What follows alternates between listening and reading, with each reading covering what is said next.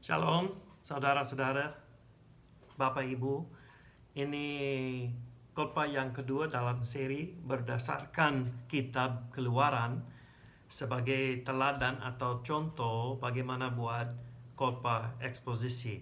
Saya senang bisa khotbah secara seri lewat kitab Keluaran, dan saya mau kasih tahu Bapak Ibu saudara-saudari, saya bukan pengkhotbah yang hebat atau luar biasa, tetapi yang penting untuk saya adalah firman Tuhan, dan itu bisa dipahami dalam konteksnya pada waktu itu ditulis, dan dipahami bagaimana itu maksudnya dan bisa diterapkan masa kini. Ini khotbah eksposisi karena ada banyak khotbah masa kini di seluruh dunia yang mungkin tema atau ambil satu ayat ini, satu ayat itu, dan sebenarnya tidak kasih makanan kepada jemaat. Nah, khotbah eksposisi menurut saya itu cara untuk kasih makanan yang sehat supaya jemaat bisa bertumbuh dalam firman Tuhan yang sangat penting.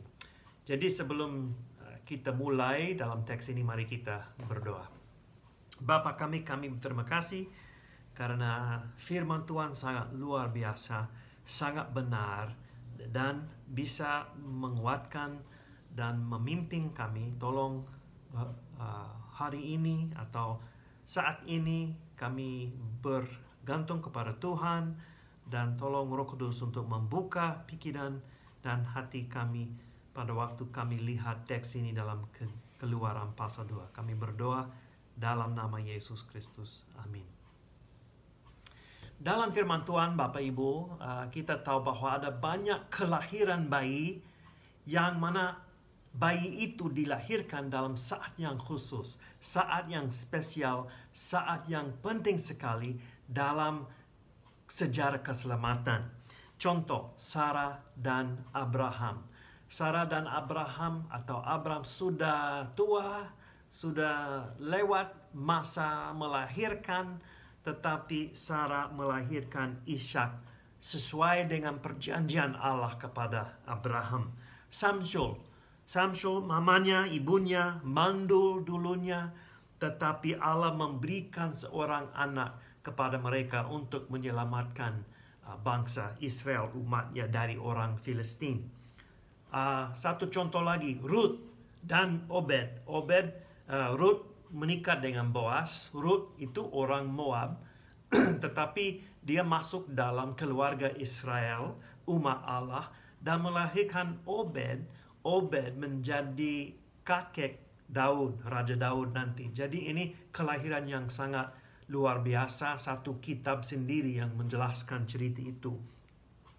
Kemudian Hana dan Samuel. Samuel adalah mungkin anak transisi atau orang transisi antara masa hakim-hakim dan masa raja-raja.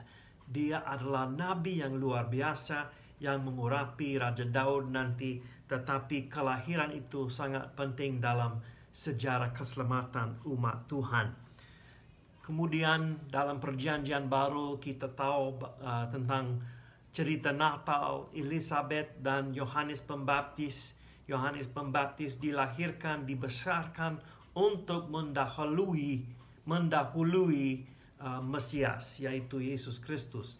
Dan puncaknya kelahiran yang luar biasa adalah Maria dan Yesus. Maria yang belum menikah, belum ada hubungan dengan laki-laki, tetapi dia melahirkan penyelamat, Yesus Kristus. Dalam semua cerita itu, kita lihat bahwa Allah bertindak dan berdaulat. Kenapa?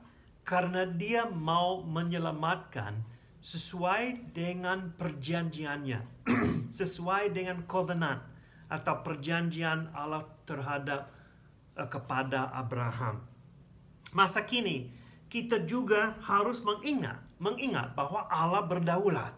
Ini sangat penting dalam situasi apapun, baik dalam situasi penyakit, kesusahan, COVID-19, COVID-20, COVID-21.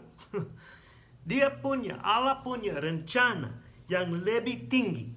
Walaupun kita tidak bisa melihat atau belum memahami itu. Ini tema untuk khotbah ini. Allah kita adalah Allah yang berdaulat. Ini sangat penting.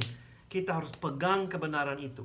Allah kita adalah Allah yang berdaulat. Kita akan mengulangi sedikit pasal 1 dari khotbah sebelumnya, dan supaya kami bisa mengerti konteks untuk pasal 2. Dan kemudian kita akan belajar 2 prinsip berkaitan dengan kedaulatan Allah. Prinsip yang pertama adalah Allah bisa memperbalikkan suatu situasi sesuai dengan rencananya yang lebih tinggi. Allah bisa memperbalikkan suatu situasi sesuai dengan rencananya yang lebih tinggi. Ini prinsip yang pertama. Prinsip yang kedua adalah begini. Penolakan terkadang dipakai Allah untuk keselamatan. Penolakan terkadang akan dipakai Tuhan untuk keselamatan. Mari kita membaca teks dan kita akan belajar tentang kedaulatan Allah. Ini Keluaran pasal 2. Saya akan membaca ayat 1 sampai 25. Tolong memperhatikan Alkitab pribadi masing-masing. Mulai dengan ayat yang pertama. Seorang laki-laki dari keluarga Lewi kawin dengan seorang perempuan Lewi. Lalu mengandunglah ia dan melahirkan seorang anak laki-laki. Ketika dilihatnya bahwa anak itu cantik, disembunyikannya 3 bulan lamanya. Tetapi ia tidak dapat membunyikannya lebih lama lagi. Sebab itu diambilnya sebuah peti pandan, dipakalnya dengan gala-gala dan ter, diletakkannya bayi itu di dalamnya, dan ditaruhnya peti itu di tengah-tengah terberau di tepi sungai Nil. Kakaknya perempuan berdiri di tempat yang agak jauh untuk melihat apakah yang akan terjadi dengan dia. Maka datanglah putri Firaun untuk mandi di sungai Nil. Sedang dayang-dayangnya berjalan-jalan di tepi sungai Nil. Lalu terlihatlah olehnya peti yang di tengah-tengah terberau itu. Maka disuruhnya hambanya perempuan untuk mengambilnya. Ketika dibukanya, dilihatnya bayi itu. Dan tampaklah anak itu menangis. Sehingga belas kasihanlah ia kepadanya dan berkata, tentulah ia bayi orang Ibrani. Lalu bertanyalah kakak anak itu kepada putri Firaun, akan kupanggilkah bagi tuan putri seorang inang penyusu dari perempuan Ibrani untuk menyusukan bayi itu bagi tuan putri? Sahut putri Firaun kepadanya, baiklah. Lalu pergilah gadis itu memanggil ibu bayi itu. Maka berkatalah putri Firaun kepada ibu itu, bawalah bayi ini dan susukanlah dia bagiku, maka aku akan memberi upah kepadamu. Kemudian perempuan itu mengambil bayi itu dan menyusuinya. Ketika anak itu telah besar, dibawanyalah kepada putri Firaun dan mengangkatnya menjadi anaknya. Dan menamainya Musa, sebab katanya, karena aku telah menariknya dari air. Terus dengan ayat yang ke-11. Pada waktu itu ketika Musa telah dewasa, ia keluar mendapatkan saudara-saudaranya untuk melihat kerja paksa mereka. Lalu dilihatnya lah seorang Mesir memukul seorang Ibrani, seorang dari saudara-saudaranya itu. Ia menoleh ke sana sini, dan ketika dilihatnya tidak ada orang, dibunuhnya orang Mesir itu, dan disembunyikannya mayatnya dalam pasir. Ketika keesokan harinya ia keluar lagi, didapatinya 2 orang Ibrani tengah berkelahi. Ia bertanya kepada yang bersalah itu, mengapa engkau pukul temanmu? Tetapi jawabnya, siapakah yang mengangkat engkau menjadi pemimpin dan hakim atas kami? Apakah engkau bermaksud membunuh aku sama seperti engkau telah membunuh orang Mesir itu? Musa menjadi takut sebab pikirnya, tentulah perkara itu telah ketahuan. ketika Firaun mendengar tentang perkara itu, dicarinya ikhtiar untuk membunuh Musa. Tetapi Musa melarikan diri dari hadapan Firaun dan tiba di tanah Midian, lalu ia duduk-duduk di tepi sebuah sumur. Adapun imam di Midian itu mempunyai 7 anak perempuan. Mereka datang menimba air dan mengisi palungan-palungan untuk memberi minum kambing domba ayahnya. Maka datanglah gembala-gembala yang mengusir mereka. Lalu Musa bangkit menolong mereka dan memberi minum kambing domba mereka. Ketika mereka sampai kepada Reuel, ayah mereka, berkatalah ia, "Mengapa selakas itu kamu pulang hari ini?" Jawab mereka, "Seorang Mesir menolong kami terhadap gembala-gembala. Bahkan ia menimba air banyak-banyak untuk kami dan memberi minum kambing domba." Ia berkata kepada anak-anaknya, "Di manakah ia? Mengapa kamu tinggalkan orang itu? Panggillah dia makan." Musa bersedia tinggal di rumah itu. Lalu diberikan Reuelah Zipora anaknya kepada Musa. Perempuan itu melahirkan seorang anak laki-laki, maka Musa menamainya Gersom, sebab katanya, "Aku telah menjadi seorang pendatang di negeri asing." Lama sesudah itu matilah Raja Mesir, tetapi orang Israel masih mengeluh karena perbudakan, dan mereka berseru-seru sehingga teriak. Mereka minta tolong karena perbudakan itu sampai kepada Allah. Allah mendengar mereka mengerang. Lalu ia mengingat kepada perjanjiannya dengan Abraham, Ishak, dan Yakub. Maka Allah melihat orang Israel itu dan Allah memperhatikan mereka. Satu cerita yang luar biasa dan banyak hal yang bisa digali di situ. Tetapi kita berfokus dulu tentang mengenai latar belakang atau mengulangi apa yang terjadi di dalam pasal 1. Kita mengingat bahwa Israel ada di Mesir karena Yusuf dijual oleh saudara-saudaranya dan nanti dijual kepada seorang Mesir, Potifar. Dan karena Allah menyertai Yusuf, padahal dalam keadaan yang susah, dia diberkati.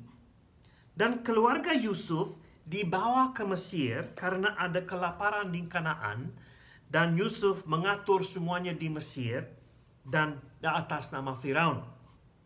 Tapi dalam pasal 1 kita belajar bahwa ada Firaun yang tidak mengenal Yusuf, dan dia takut sama orang Israel karena mereka bertambah banyak, dan Firaun merasa terancam oleh jumlahnya. Jadi dia menindas bangsa Israel dan memperbudakkan mereka. Kehidupan bangsa Israel pahit sekali. Mereka kerja keras dan kejam dipaksakan orang Mesir. Firaun sangat serius untuk membatasi jumlah orang Israel, sehingga dia memerintah bidan-bidan untuk membunuh bayi laki-laki. Tetapi bidan-bidan itu takut sama Tuhan dan mereka tidak ikut perintah Firaun. Jadi Firaun mau semua bayi-bayi itu dibuang di sungai Nil.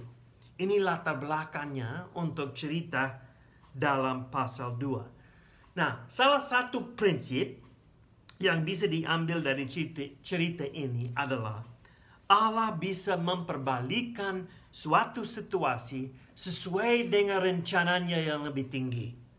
Inilah suatu prinsip yang kita lihat dalam perjanjian lama maupun di dalam perjanjian baru. Dan harus diingat masa kini. Kita langsung bisa memperhatikan bahwa ibu dari Musa tidak ikut perintah Firaun. Dia berani. Ibu ini dari suku Lewi. Ini menarik karena kita ingat bahwa Lewi sama kakaknya Simeon membunuh semua orang laki-laki di Sikem. Karena Hemor, orang Sikem, memperkosa adik perempuan Dina. Dan nanti Simeon dan Lewi membalas dendam dan membunuh semuanya. Ini kenapa Yakub nanti dalam Kejadian pasal 49 ayat 7 berkata, terkutuklah kemarahan mereka sebab amarahnya keras. Terkutuklah keberangan mereka bengis. Aku akan membagi-bagikan mereka di antara anak-anak Yakub dan menyerahkan mereka di antara anak-anak Israel. Kita tahu nanti bahwa orang Lewi tidak dapat warisan tanah di tanah perjanjian. Tetapi mereka menjadi imam-imam. Jadi bagaimana dengan kutukan ini? Keberanian dan kesetiaan seorang ibu membuat kutuk itu menjadi berkat. Itu luar biasa. Ingat itu ibu-ibu. Keberanian, kesetiaan ibu akan bisa berdampak sampai generasi-generasi masa depan. Mereka memang dibagi-bagikan sebagai imam dan orang-orang yang melayani Tuhan. Jadi walaupun dibagi-bagikan, tetapi sebagai imam dan melayani Tuhan, mulai dengan Musa ini dan Harun kakaknya. Kita kembali ke pasal 2. Ibu ini menyembunyikan anaknya karena dia melihat anak itu baik sekali. Dikatakan dalam terjemahan ini cantik. Tetapi bukan baik saja. Bukan cantik saja. Ada kata yang dipakai dalam bahasa aslinya. Kata tov. Nah ini menarik karena dalam Kejadian pasal 1.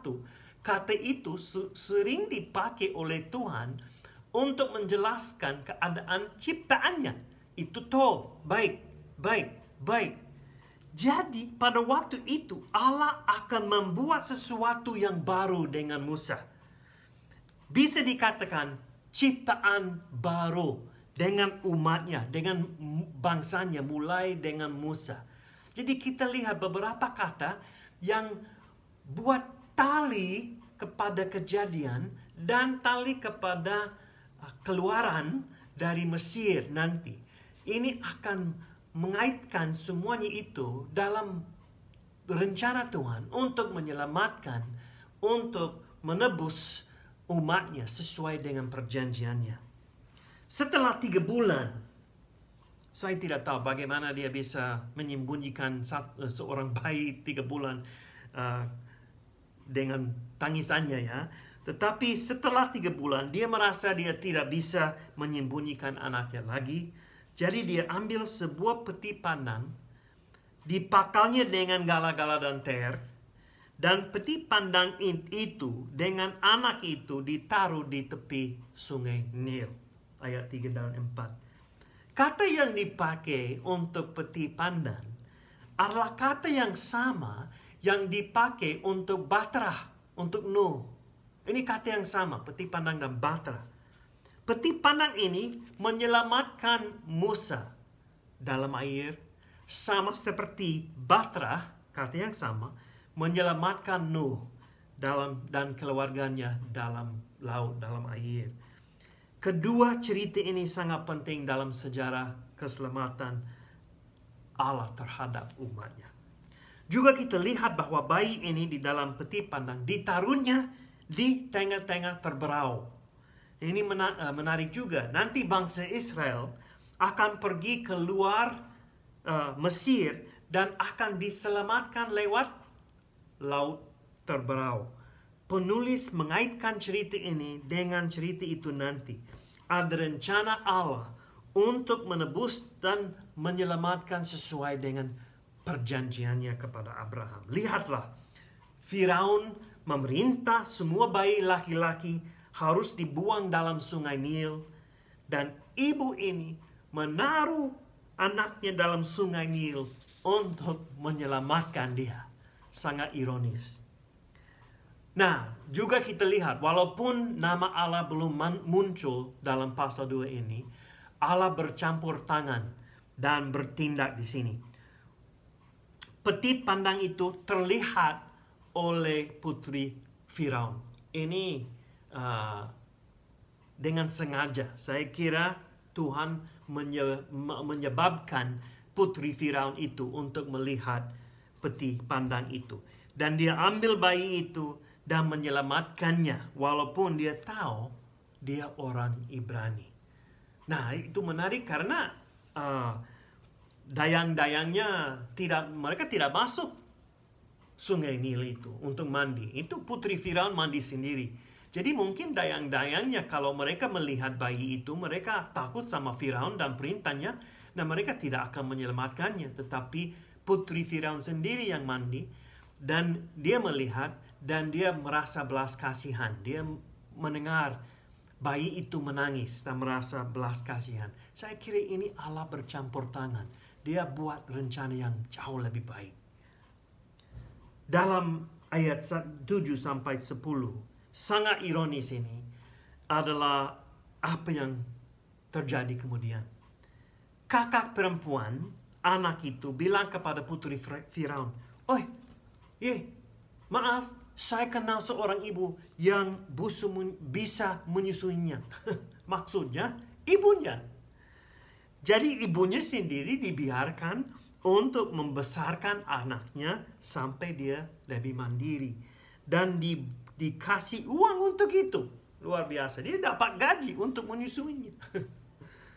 Setelah itu, Musa dibesarkan dalam istana Firaun dan menjadi sebagian keluarga Firaun, putri Firaun. Dia dibesarkan sebagai anaknya. Dan dia dikasih nama Musa, yang bisa dikatakan itu nama latar belakang Mesir, karena Tet Mose, jadi ini Musa, dan tetapi juga ada latar belakang Ibrani. Jadi kata ini kedua-duanya Ibrani dan Mesir. Dan sama seperti Allah, dia itu berarti dikeluarkan atau ditarikan dari air. Sama seperti Allah akan menarikan bangsa Israel dari air, yaitu Laut Terberau. Prinsipnya adalah Allah bisa memperbalikan suatu situasi sesuai dengan rencananya yang lebih tinggi.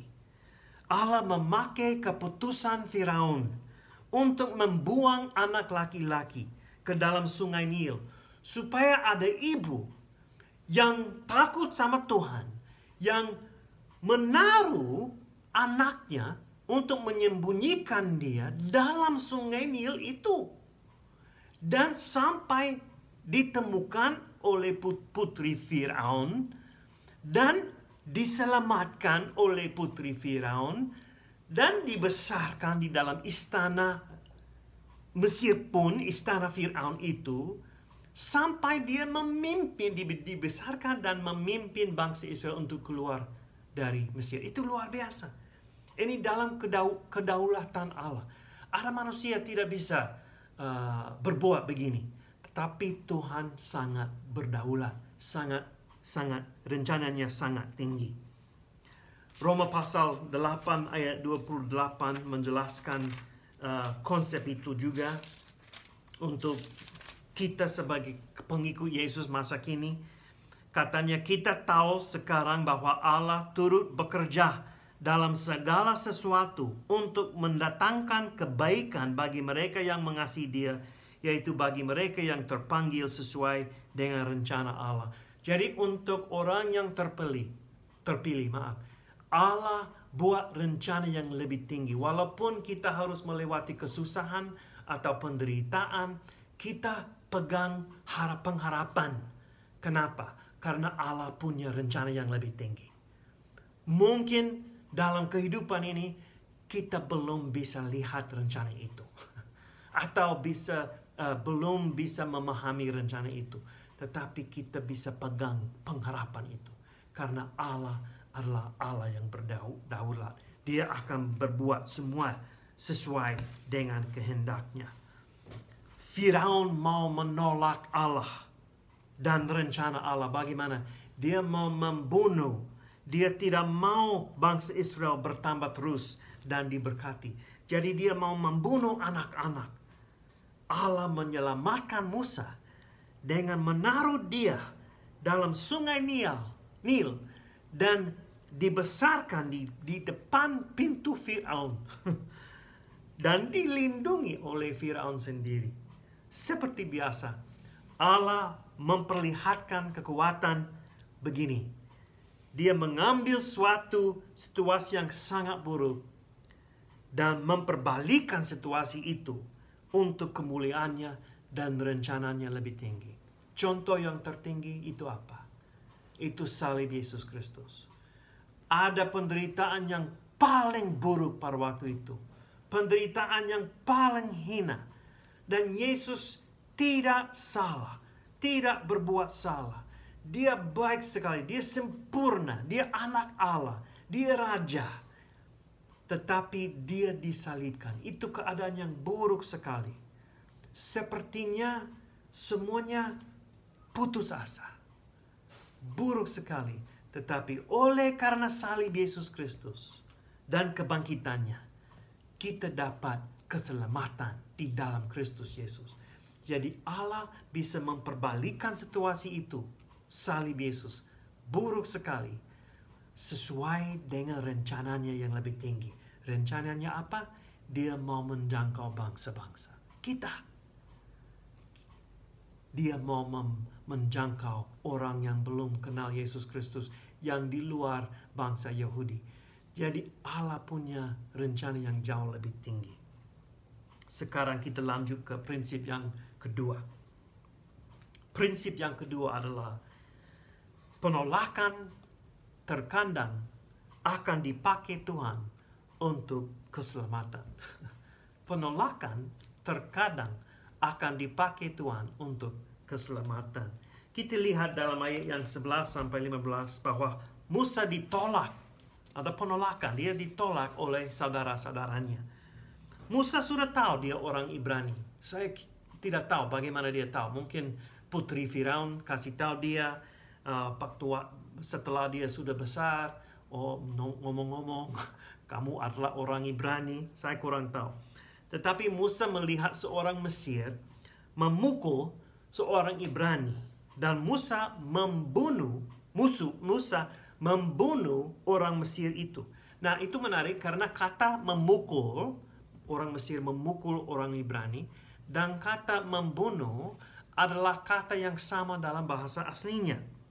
Yang menarik, kata ini dipakai Allah nanti pada waktu dia menghina, menghukum, memukul orang Mesir nanti. Pada waktu tula-tula jatuh ke atas Mesir ini. Jadi Allah akan menghina, menghukum, memukul, membunuh orang Mesir, bangsa Mesir dalam waktunya sendiri yang pas. Musa mulai terlalu cepat dan dengan kekuatannya sendiri. Kita sering seperti itu juga. Mendahului rencana Tuhan, mendahului kehendak Tuhan, dan tidak pernah ada dampak yang baik kalau begitu. Dalam ayat yang ke-13 dan 14, Musa coba memperdamaikan masalah antara dua orang Ibrani yang berkelahi. Tetapi seorang Ibrani bertanya, siapakah yang mengangkat engkau menjadi pemimpin dan hakim atas kami? Seperti dalam ayat pasal 1 ayat 11, kata itu dipakai orang Mesir diangkat untuk menindas orang Ibrani. Orang Ibrani mengejek Musa. Seperti menjadi seperti itu yang menindas kami, menjadi hakim dan pemimpin kami, tidak mungkin. Dan pertanyaan itu mempersiapkan kami pembaca untuk panggilan Allah dalam pasal 3. Nanti kita lihat itu. Musa mau menjadi hakim dan pemimpin sendiri. Tetapi itu belum waktunya Allah. Dia perlu waktu dalam padang gurun. Sebenarnya 40 tahun untuk menjadi lebih rendah hati. Saya belum pasti kenapa Musa merasa dia berhak untuk membunuh orang Mesir dan kemudian campur tangan dengan masalah dengan antara dua orang Ibrani itu. Dia sepertinya bertindak sebagai seorang pemimpin. Mungkin karena dia dibesarkan dalam istana Firaun. Tapi itu menarik karena Stefanus pada waktu dia berkhotbah dalam Kisah Para Rasul pasal 7, Ini sebelum dia dibunuh oleh orang Farisi. Dia menjelaskan situasi ini. Pasal 7 ayat 22 sampai 29 saya mau membaca. Dan Musa dididik dalam segala hikmat orang Mesir, dan ia berkuasa dalam perkataan dan perbuatannya. Pada waktu ia berumur 40 tahun, timbulnya keinginan dalam hatinya untuk mengunjungi saudara-saudaranya, yaitu orang-orang Israel. Jadi dia sudah tahu dia orang Ibrani. Ketika itu ia melihat seorang dianiaya oleh seorang Mesir, lalu ia menolong dan membela orang itu dengan membunuh orang Mesir itu. Pada sangkanya saudara-saudaranya akan mengerti bahwa Allah memakai dia untuk menyelamatkan mereka, tetapi mereka tidak mengerti. Ini belum waktunya. Pada keesokan harinya ia muncul pula ketika dua orang Israel sedang berkelahi, lalu ia berusaha mendamaikan mereka. Katanya, saudara-saudara, bukankah kamu ini bersaudara? Mengapakah kamu saling menganiaya? Tetapi orang yang berbuat salah kepada temannya, ia menolak Musa dan berkata, siapakah yang mengangkat engkau menjadi pemimpin dan hakim atas kami? Apakah engkau bermaksud membunuh aku sama seperti kemarin engkau membunuh orang Mesir itu? Mendengar perkataan itu, larilah Musa dan hidup sebagai pendatang di tanah Midian. Di situ ia memperanakkan 2 orang laki-laki. Stefanus mau pakai cerita ini sebagai contoh bahwa sebenarnya orang Israel sudah mulai menolak Allah dan utusan-utusannya. Jadi mereka mulai menolak Musa. Walaupun itu belum waktunya untuk Musa memimpin Israel, tetapi ini menjadi contoh, ini menjadi pola dari bangsa Israel. Nah, setelah Firaun sadar tentang apa yang dilakukan Musa melarikan diri dari Mesir dan tiba di Midian. Mungkin perjalanannya ini adalah bayangan untuk nanti setelah mereka keluar dari Mesir, mereka harus ke Midian lagi. Gunung Horeb dan Gunung Sinai, itu yang sama, gunung yang sama. Tetapi Musa melarikan diri dan menyelamatkan anak-anak Reuel dari gembala-gembala lain yang mengganggu mereka. Setelah Reuel dengar ceritanya dari anak-anaknya, dia memberikan anaknya kepada Musa, yaitu Zipporah, untuk menjadi istri, dan mereka punya 1 anak dalam cerita ini, Gersom, yang namanya berarti orang asing, pendatang. Musa merasa seperti pendatang di Mesir, dan di Midian dia merasa seperti pendatang juga. Di Mesir dia menganggap diri sebagai orang Ibrani. Tetapi menarik, di Midian dia dianggap oleh anak-anak perempuan itu orang Mesir.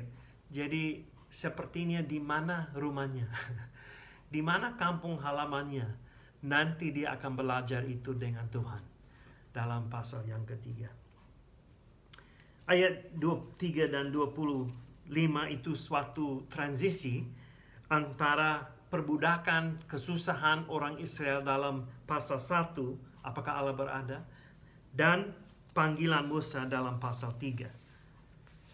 Firaun meninggal, tetapi orang Israel tetap menderita dan tetap di bawah tangan keras orang Mesir. Mereka berseru dan Allah mendengar mereka. Ayat yang ke-25 itu luar biasa. Allah melihat dan memperhatikan mereka. Dalam bahasa asli secara harfiah, Allah melihat dan mengenal. Kata yang dipakai yada, itu kata untuk perjanjian, untuk covenant, untuk hubungan berdasarkan perjanjian. Jadi Allah ingat perjanjiannya dengan Abraham, Ishak, dan Yakub, dan dia bertindak sesuai dengan rencana itu. Jadi penolakan menjadi atau dipakai Tuhan untuk keselamatan. Tidak berarti bahwa terkadang-kadang Allah lupa. Tetapi sekarang adalah waktunya untuk memuliakan diri, dan Allah bertindak dan akan menyelamatkan karena kemuliaannya dan berdasarkan perjanjiannya. Allah setia terhadap perjanjiannya. Jadi kita lihat bahwa penolakan Musa menjadi kesempatan untuk Allah dan keselamatan semua orang Israel. Kepemimpinan Musa ditolak akan sering terjadi terus. Tapi penolakan itu memaksa Musa melarikan diri. Dan di situ, di Midian, Musa dipanggil Tuhan untuk kembali ke Mesir, untuk memimpin bangsa Israel keluar dari Mesir. Penolakan terkadang akan dipakai Tuhan untuk menyelamatkan. Penolakan Musa oleh Israel adalah bayangan untuk penolakan Allah oleh Israel. Nanti itu sering terjadi. Mereka minta raja menjadi sama seperti bangsa-bangsa lain. Mereka menolak Tuhan sebagai raja mereka. Dan mereka terus, bangsa Israel maksudnya, terus mencari atau berbalik kepada dewa-dewi dan menolak Tuhan. Penolakan ini akhirnya dijelaskan oleh Yesus dalam Matius pasal 21 ayat 33 sampai 46. Itu satu perumpamaan. Ada pemilik kebun anggur dan dia kasih kebun anggur itu untuk diatur oleh penggarap-penggarap. Tetapi penggarap-penggarap itu mereka tidak mau mendengar lagi, tidak mau memperhatikan lagi pemilik. Jadi ada hamba-hamba yang dikirim, yang diutus untuk melihat situasinya, dan mereka memukul, mereka menolak, mereka menghina hamba-hamba ini. Sampai pemilik kebun anggur itu mengatakan, aku akan mengutus anak. Pasti mereka tidak akan mengganggu anak, tetapi mereka membunuh anak itu. Itu satu cerita perumpamaan Yesus yang menceritakan bahwa bangsa Israel itu akhirnya menolak anak Allah, menolak Yesus Kristus sendiri. Tetapi semua itu, ini yang penting, semua itu sebagian rencana Allah dan perjanjiannya. Allah selalu setia terhadap perjanjiannya. Dia tidak pernah berbohong, selalu setia.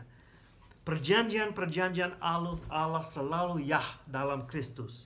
Dan oleh karena penolakan Yesus, Sang Penebus dan Penyelamat, bangsa-bangsa lain boleh dijangkau dan diselamatkan dan dicangkokkan pada pohon zaitun.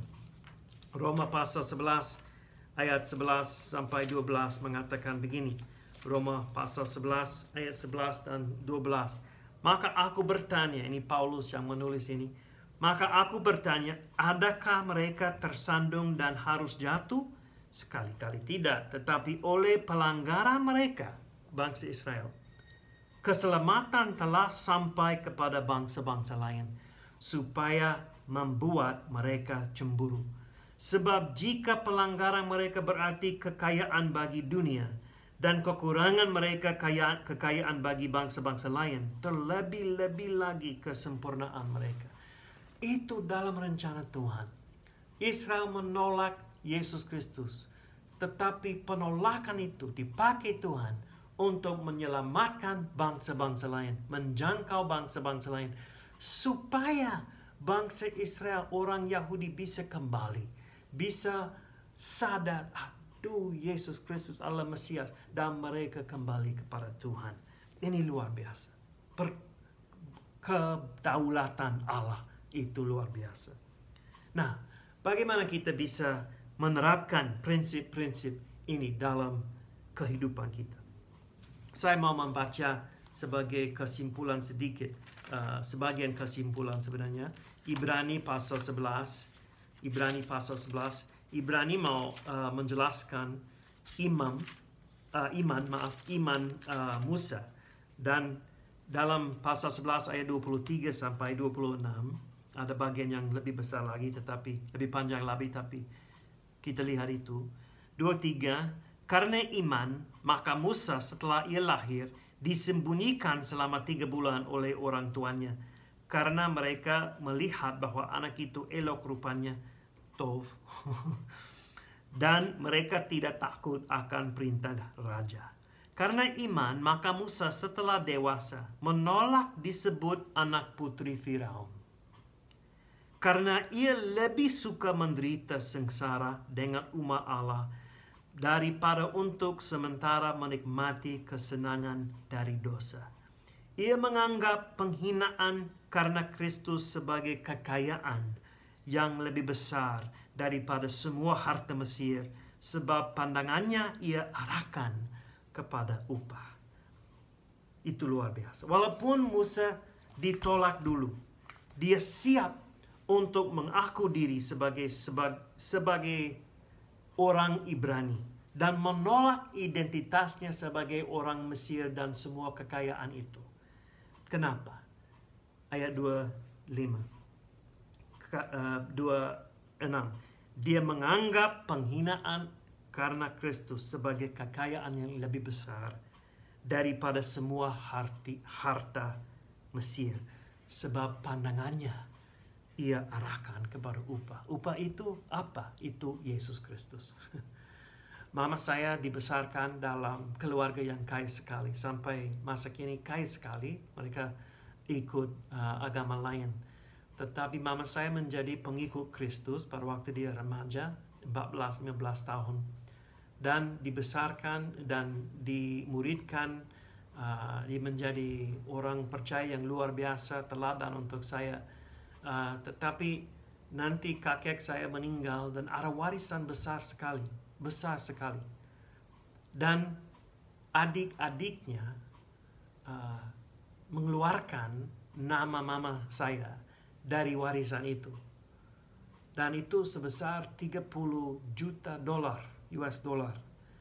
Dan saya bertanya kepada mama saya, Mama, kenapa tidak coba untuk ambil warisan itu? Itu luar biasa. Banyak ya. Dan jawabannya sangat menyentuh hati saya sampai saat ini. Dia menjawab, Tuhan Yesus jauh lebih berharga daripada semua harta benda itu. Nah, ini sama seperti Musa. Pandangan Musa diarahkan kepada upah dalam Kristus, yaitu Kristus sendiri. Hal ini akan menolong kita memahami kedaulatan dan rencana Allah, walaupun kita belum melihatnya.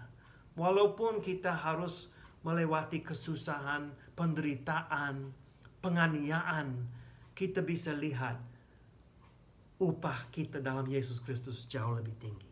Dan rencana Tuhan. Dalam situasi yang susah atau penolakan pun, apakah kita siap untuk terus percaya kepada Tuhan dan hidup dalam iman? Kita harus percaya bahwa Allah memiliki rencana yang jauh lebih tinggi. Dan penolakan pun bisa dipakai Tuhan untuk keselamatan. Kita tidak tahu. Kita memberitakan firman Tuhan, kita memberitakan Injil. Kalau itu ditolak, itu bukan tanggung jawab. Kita terus bisa mengasihi, kita terus bisa menginjil. Itu ditolak, mungkin itu akan dipakai Tuhan nanti untuk rencana yang lebih tinggi, untuk menyelamatkan orang lain. Tetapi kita tidak tahu. Kita harus beriman. Yang kedua, sekali lagi kembali ke salib Yesus. Selalu kembali ke salib Yesus. Ada keadaan buruk, ada penolakan, tetapi oleh karena itu kita bisa hidup. Kita bisa berdiri di depan Allah dengan berani oleh karena kita berdiri di dalam Yesus Kristus. Karena kematiannya kita bisa hidup. Karena kematiannya kita mati. Dan karena kebangkitannya kita bisa bangkit, kita bisa hidup. Dan ada pengharapan masa depan. Ada pengharapan sekarang yang menguatkan kehidupan kita untuk berdiri. Untuk terus lanjut dengan Tuhan. Karena ada harapan masa depan. Kita bisa mengingat bahwa Allah melihat dan Allah mengenal. Berdasarkan perjanjian Allah dengan kita yang dimeterai dengan darah Yesus Kristus, Dia akan bertindak dalam keadaan kita. Dia akan bertindak sesuai dengan rencana yang lebih tinggi dan sesuai dengan kehendaknya berkaitan dengan keselamatan. Bapak, Ibu, saudara-saudari, ini teks yang luar biasa. Musa dilahirkan, Musa dilindungi, dibesarkan, tetapi oleh karena kesusahan, penolakan, dia harus melarikan diri, tetapi Tuhan punya rencana. Minggu depan kita akan lihat bagaimana Allah memanggil Musa, dan kita belajar banyak dari pasal 3. Tetapi tolong ingat, Allah berdaulat. Allah punya rencana yang lebih tinggi. Kadang-kadang kita tidak bisa lihat itu, tapi kita bisa tetap percaya. Mari kita berdoa. Bapa kami bersyukur karena Tuhan sangat baik, sangat luar biasa, sangat tinggi. Tolong menguatkan kami dengan firman ini. Tolong kami menerapkan ini untuk kemuliaan Tuhan Yesus. Kami berdoa dalam nama Yesus Kristus. Amin. Tuhan memberkati.